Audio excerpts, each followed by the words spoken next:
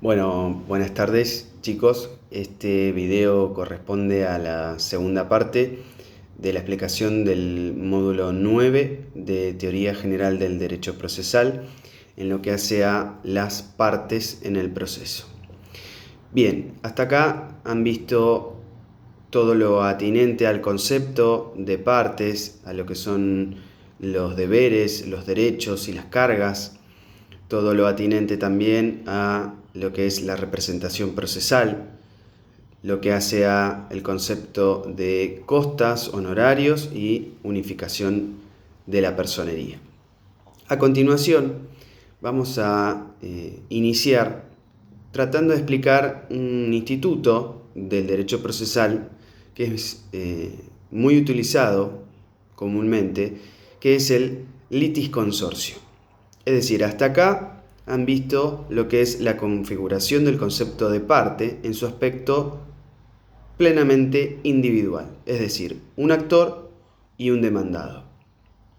Ahora vamos a ver que hay un fenómeno procesal por el cual el concepto de parte puede estar compuesto por más de una persona, humana o jurídica, pero dentro del concepto de parte. Entonces, el litisconsorcio va a ser una suerte común entre varias personas que ocupan la posición de la parte. Y esta suerte común hace una conexidad de causalidad o de afinidad entre ellos que hace que los efectos de la sentencia les recaigan a todos por igual. Por ende, va a ser necesario que esa parte se conforme por más de una persona. Esto es en cuanto a los efectos que da el litisconsorcio. Pero podemos clasificar el litisconsorcio desde varios puntos de vista. En primer lugar, una clasificación muy simple que es en cuanto a dónde está ubicada esa pluralidad. Es decir, si encontramos la pluralidad en el concepto del sujeto activo, es decir, del actor, vamos a estar hablando de un litisconsorcio activo, valga la redundancia. Si la pluralidad de sujetos está dada en la parte demandada, estaremos ante la presencia de un litisconsorcio pasivo. Y si encontramos un fenómeno procesal en donde haya muchas personas en la parte actora y muchas personas en la parte demandada, estaremos ante un litisconsorcio mixto. Otra clasificación se basa en el momento de constitución de ese litisconsorcio. Si lo tenemos desde el primer momento de creación del proceso, hablaremos de un litisconsorcio originario.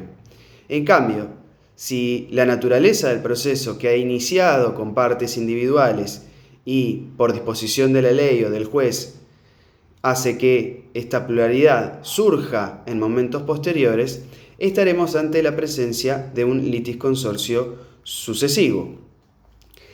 Puede también que por las particularidades del caso estemos ante la presencia de un litisconsorcio propio, es decir, aquel que cumple con todas las características de lo que es esta suerte común y esta posibilidad de afectación de intereses en la posterior sentencia que recaiga en este proceso, y puede que haya relaciones que, si bien tengan naturaleza litisconsorcial, no sean propiamente un litisconsorcio. Por ejemplo, una adhesión de un tercero de manera litisconsorcial que, si bien no es un litisconsorcio, lo transforma en litisconsorcio impropio.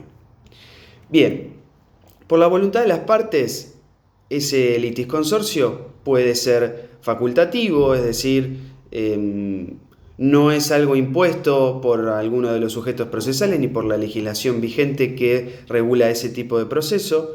Lo que hace es conformar a esa relación jurídica procesal de manera correcta, ¿sí? Pero no va a haber litisconsorcio propiamente dicho, sino que son personas ajenas a ese proceso que se suman porque eventualmente ese proceso o esa eventual sentencia les puede acarrear algún tipo de consecuencia. Lo más importante de estas clasificaciones es esta última, dependiendo de la voluntad de las partes, que ya dijimos que puede ser de manera voluntaria, ¿sí? o o facultativa, es el litisconsorcio necesario, es decir, aquel que es dado por la ley o por voluntad del juez o por la propia voluntad de las partes para la válida expresión de una sentencia, porque va a tener efectos contra todos ellos. Ahora bien, necesitamos que este litisconsorcio necesario también se genere desde el primer momento del proceso, porque todas aquellas personas que intervengan, tanto sea en la parte actora o en la parte demandada, van a poder esgrimir sus propias defensas, van a poder utilizar sus métodos de culminación del proceso que voluntariamente quieran utilizar, pero ya vamos a ver que pueden llegar a tener consecuencias para el resto de los litisconsortes. Cierto es que para que haya un litisconsorcio necesario, lo que vamos a necesitar es la presencia de todos estos sujetos o personas para una válida conformación de la relación jurídica. Y vamos a dar un ejemplo claro, hay muchos, podemos citar la acción de reclamación de filiación que hace un niño, un niña o un adolescente, que lo debe realizar específicamente, y así lo dice el Código Civil y Comercial, contra ambos progenitores. Entonces, ahí tendríamos una suerte de litisconsorcio pasivo necesario. No podríamos reclamar la filiación solo contra la madre o solo contra el padre, porque es un doble vínculo filial el que vamos a establecer a partir de la sentencia, por ende, le va a generar derechos y obligaciones a ambos progenitores. Por ende, deben estar presentes ellos dos. Y no vamos a tener entonces un solo demandado, vamos a tener dos. Por ende, se va a generar esa relación litisconsorcial pasiva y necesaria. Otro ejemplo que podríamos citar sería el de la acción de simulación de un acto jurídico. Es decir, una tercera persona demanda ante el juez que declare que ese acto ha sido simulado, generando un perjuicio contra sus propios derechos, y por ende, si vamos a estar demandando sobre la simulación y posterior anulación de un acto jurídico, debemos hacerla contra aquellas partes que han realizado ese acto simulado. No podemos ir contra una de ellas, porque la simulación, como ustedes ya lo saben, implica la aseveración fraudulenta o falsa de un acto que no es tal, pero que ha sido llevado adelante por un mínimo de al menos 2 personas. Lo mismo podría ocurrir, por ejemplo, si alguien tuviera un conflicto respecto de un contrato de locación. Debería demandar a o bien el locador y bien el locatario. O bien también podríamos decir a los fiadores, pero no a una sola persona. Acá creo que se va entendiendo un poco mejor el concepto de lo que es la pluralidad en el concepto de parte, que es ni más ni menos que este litisconsorcio. Otro fenómeno que tenemos que analizar en este módulo es el concepto de tercero. Bien, la palabra tercero, sin una significación jurídica, es aquel que viene después del segundo. Y en la fenomenología procesal ya hemos estudiado que en primer lugar aparece un actor, en segundo lugar aparece un demandado que puede tomar distintas reacciones, puede someterse a la pretensión del actor, puede abstenerse, ¿sí? Puede contradecirla o puede reconvenirla. Bien, pero siempre está en primer lugar el actor, en segundo lugar el demandado con su derecho de defensa en juicio y su poder de excepción, y ahora vamos a ver que pueden aparecer los terceros, ¿sí? Terceros que son aquellas personas físicas o jurídicas que pueden tener un interés en el resultado del proceso porque ese proceso puede acarrearle consecuencias.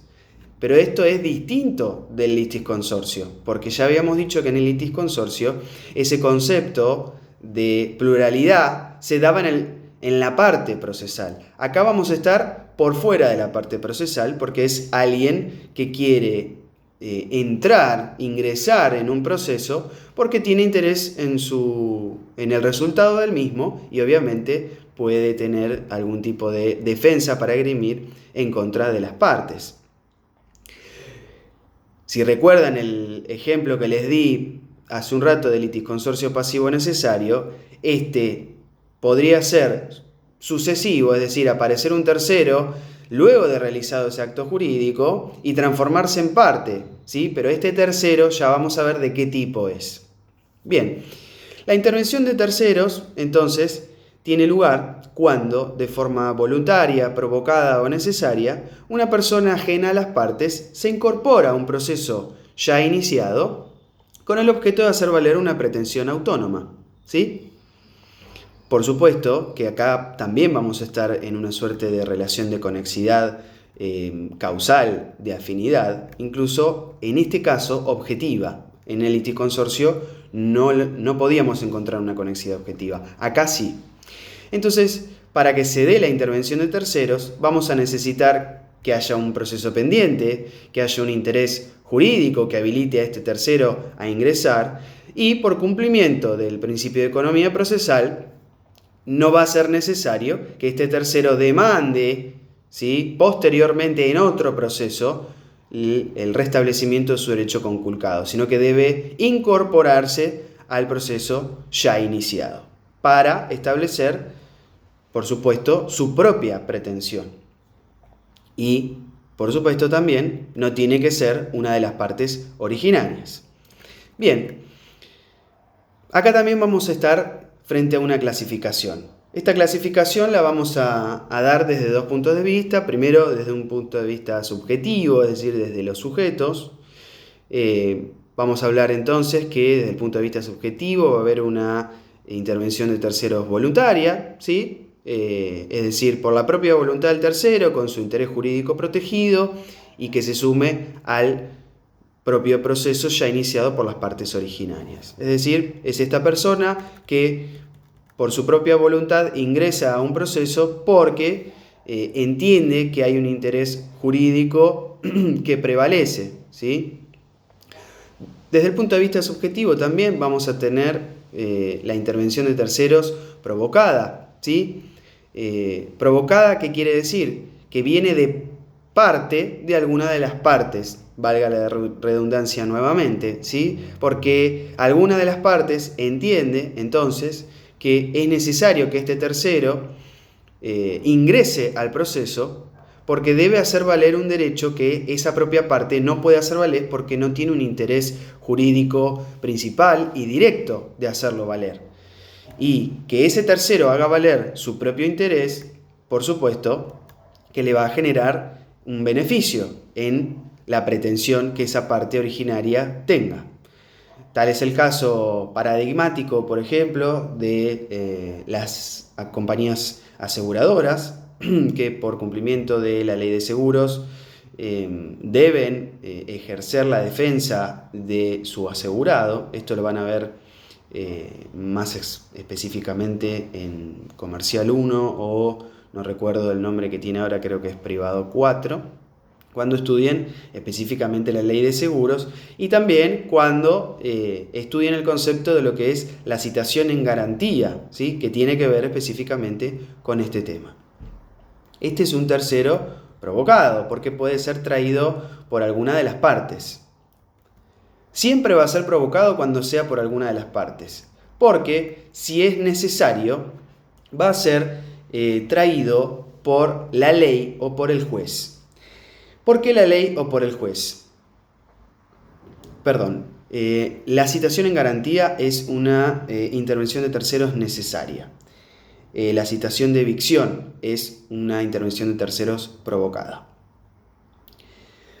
La intervención necesaria, entonces, es aquella que está determinada expresamente por la ley o por la naturaleza de la relación jurídica procesal. Puede ser que el sujeto del órgano jurisdiccional entienda que puede haber terceras personas ajenas a las partes que puedan ser beneficiadas o perjudicadas por la resolución que potencial y futuramente él tenga que dictar. Entonces, por pretensiones o por disposiciones constitucionales, convencionales y legales, las deba traer al proceso para que ejerzan o bien un derecho de acción o un derecho de excepción, que no específicamente pueden estar involucradas con las partes originarias, porque desde el punto de vista objetivo podemos tener terceros excluyentes que tengan pretensiones incompatibles con las partes, podemos tener terceros coadyuvantes que puedan sumarse a la pretensión o a la excepción, ¿sí? Es decir, que acompañen la posición de la parte actora o de la parte demandada, o podemos tener un tercero sustituyente que directamente corra al actor o al demandado y continúe con el ejercicio de la acción o de la excepción.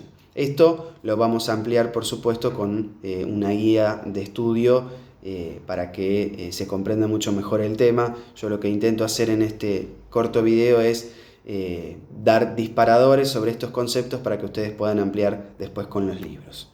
Y por último, una institución sumamente interesante que nos pide el programa que abordemos es el Amicus Curiae. El Amicus Curiae es una institución que está en esta parte del programa porque es otro fenómeno que se da en el proceso, pero lo tenemos que estudiar desde el punto de vista como aquellas personas o conjunto de personas u organismos, ¿sí?, que por la naturaleza de la actividad que llevan adelante o del conocimiento técnico que tienen, suelen incorporarse al proceso en un momento determinado para sentar o establecer una posición técnica o no respecto del objeto de esa controversia. Por ejemplo, el juez que solo tiene conocimiento en leyes puede aceptar la incorporación de una organización no gubernamental, como sucedió en el caso Mendoza, que propenda a los fines ambientales y que elabore un informe técnico por fuera de aquellos que hayan acercado las partes o que hayan realizado los peritos oficiales, para poder abonar aún más a ese escenario de conocimiento sobre la problemática específica, ¿sí? No se van a sumar a la pretensión o a la excepción, no van a formar parte de la posición de ninguna de las partes en conflicto, sino que van a acercar su propia posición, que por supuesto no es obligatorio que sea tenida en cuenta por el juez, sino que es una información que va a complementar el escenario de conocimiento, ¿sí? Incluso no es obligatorio ni que el juez la tenga en cuenta para su convencimiento, pero claramente al ser un conocimiento venido del exterior con mucho más grado de certeza, por supuesto que el juez lo va a tener en cuenta. En la provincia de Buenos Aires, esta figura está regulada por la ley 14736, que les vamos a pedir que la lean porque es una ley breve, sencilla de entender. En nuestro sistema judicial provincial, para ser amicus curiae hay que inscribirse en un registro en la Suprema Corte de Justicia y ya verán ustedes que a lo largo de la historia jurisprudencial de los últimos 20-30 años, sobre todo la Corte Suprema de Justicia de la Nación ha echado mano a este instituto de gran importancia y relevancia en la actualidad para poder desasnar respecto de ciertos conocimientos o ciertas opiniones que incluso la sociedad tiene previo a fallar en sus resoluciones definitivas. Una aclaración final antes de finalizar. Los informes técnicos de los amicus curiae nada tienen que ver con las pericias de parte o las pericias oficiales que están incorporadas al proceso. Son fenómenos que vienen del exterior, son una suerte de terceros especiales y específicos que vienen solo a requerimiento de parte o a su propio requerimiento, pero obviamente su incorporación debe ser autorizada por el órgano jurisdiccional. Bueno, muy bien, con esto damos por finalizado el módulo 9 y espero que se encuentren muy bien y quedamos a su disposición por cualquier duda. Muchas gracias.